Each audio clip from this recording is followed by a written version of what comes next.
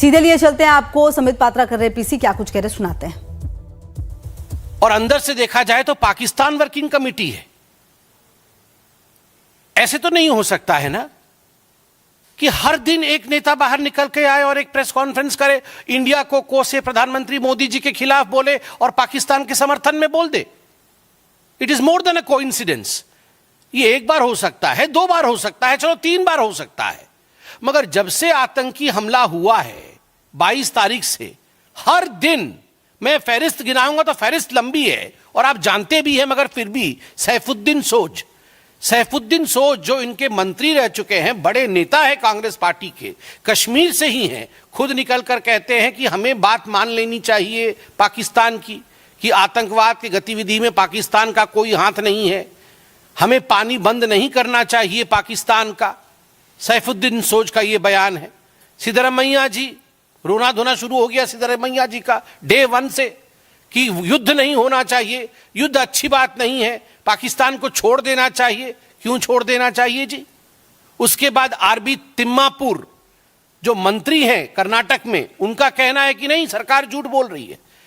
ये जो आतंकी आए थे, इन्होंने कोई धर्म नहीं पूछा, किसी से मजहब नहीं पूछी और ऐसे ही गोली चला दी। और जो लोग, जो टूरिस्ट ऐसा कह रहे हैं कि मजहब पूछ करके मारा है, उनका कहीं ना कहीं मेंटल फॉगिंग हुआ है।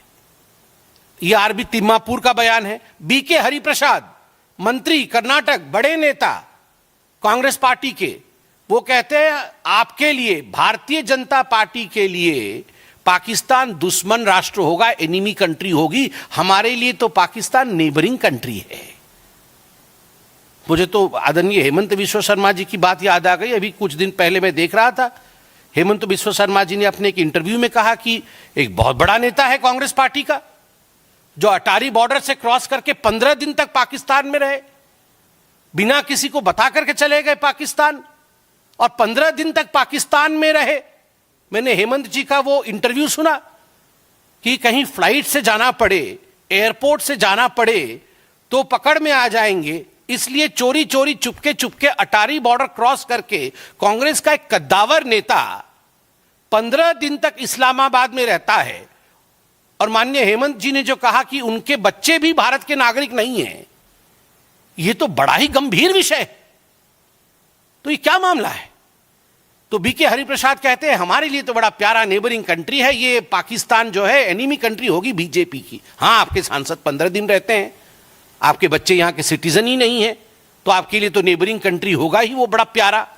रॉबर्ट वाड्रा जी तो सबसे पहले, आतंकी हमला होते ही रॉबर्ट वाड्रा निकल आए थे हिंदुत्व को कोसने के लिए, और ये हिंदुओं के लिए ही हुआ, क्योंकि मुसलमान को परेशान करता है हिंदुत्व की ताकत, इसलिए ये रिटेलिएशन हुआ।